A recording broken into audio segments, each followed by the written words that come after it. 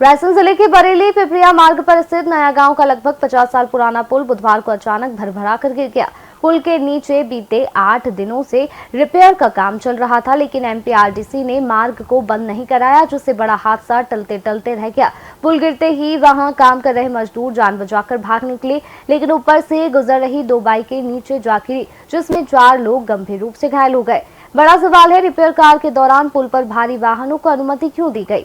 सुरक्षा के बिना मजदूरों को काम कैसे कराया जा रहा था? ग्रामीणों का कहना है कि यह पुल वर्षों से जर्जर अवस्था में था, लेकिन समय रहते रखरखाव नहीं किया गया, जिससे यह हादसा हुआ है। वहीं एमपीआरडीसी के अधिकारी, इंजीनियर और मध्य प्रदेश के राज्य स्वास्थ्य मंत्री नरेंद्र शिवाजी पटेल मौके पर पहुंचे।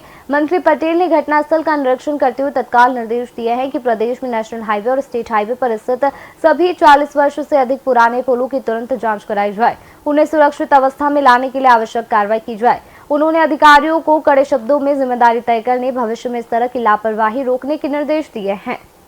ब्रिज की जो स्थिति थी अभी वो ऐसी नहीं थी कि उसमें जो उन्होंने इंजीनियर्स ने देखा था कि उसमें उनको ऐसा समझ में आया कि उसको फिर ट्रैफिक रोका जाना चाहिए, इसलिए लगातार चलते रहा। लेकिन शायद और इस पर जांच का विषय है कि जांच होगी कि ऐसा क्यों हुआ कि ये पुल गिर गया। लेकिन ये भी आप स्वयं मान रहे हैं कि पुराना पुल था और जो सीमेंट पुल रहते हैं सामान्य तौर से उनकी उम्र 50 के लगभग मानते हैं, तो ये पुल प्राचीन था, ये तो सभी को मालूम ही है। गिरने के बाद में हमारी सबसे पहली प्राथमिकता है कि जो लोग भी घायल हुए हैं उन लोगों को समुचित इलाज हो जाए। तो उनको हमने जो बरेली भी कुछ लोग हैं, कुछ लोगों को भोपाल भी रेफ़र किया है। हमने अपनी टीम को वहाँ पे भी सक्रिय कर दिया ताकि उनको तत्काल अस्पताल में सुविधाएं प्राप्त हो जाए।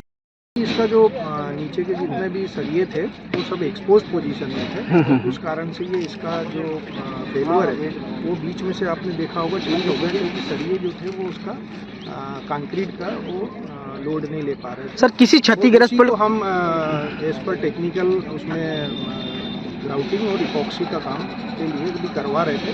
साथ ही इसका पूरा यहाँ पर जो पूरी रोड है इस पर भी काफ़ी सारे जो पुल हैं, जैसे माननीय हमारे मंत्री जी सर ने कहा है, हम सबका लोड बियरिंग टेस्ट कराएंगे और उसमें जो भी जिस स्थिति में पुल होंगे उसके भी हमें रिपोर्ट बनाएंगे। उसकी नई डीपीआर बन चुकी है, 288 करोड़ के लगभग पूरे रोड की डीपीआर है जो बजट में है। वो जैसी स्वीकृत होगी उसमें हम इसको पूरे को नया रोड और नए और सारे यहाँ से 2 डंपर गुजरे थे, 2 डंपर के पीछे 2 बाइक थी। डंपर निकलने के बाद बाइक जैसे ही डंपर निकले हैं और पुल गिर गया है, पीछे बाइक लगी आ रही थी तो बाइक वाले पुल के साथ नीचे। आज प्रातः मॉर्निंग में इसके पुल के धंसने की जानकारी प्राप्त हुई थी। जैसे ही जानकारी प्राप्त हुई तत्काल मौके पर एसडीएम, टीआई और तहसीलदार मौके पर पहुंचे और पुल के धंसने की वजह से 4 लोगों के चोटिल होने की जानकारी भी प्राप्त हुई थी, तो उनको तत्काल रेस्क्यू करके अस्पताल पहुंचाया गया है। अभी प्रारंभिक तौर पर उनके स्वास्थ्य का उपचार किया जा रहा है। और पुल जैसा कि आपकी जानकारी में है कि 45 साल पुराना था और इसमें लगभग मेंटेनेंस का काम भी चल रहा था। और अभी जो वर्तमान में हम लोग प्लान कर रहे हैं कि हैवी ट्रैफिक का मूवमेंट किस तरह से डाइवर्ट किया जाए, छोटे 4 पहिए वाहन है उनका मूवमेंट को किस तरह से डाइवर्ट किया जाए, उसको डाइवर्ट करने की दिशा में भी प्लानिंग हमारी चल रही है। और बहुत जल्द इसमें रूट को डाइवर्ट करके सभी के साथ जानकारी भी साझा करेंगे ताकि आमजन को परेशानी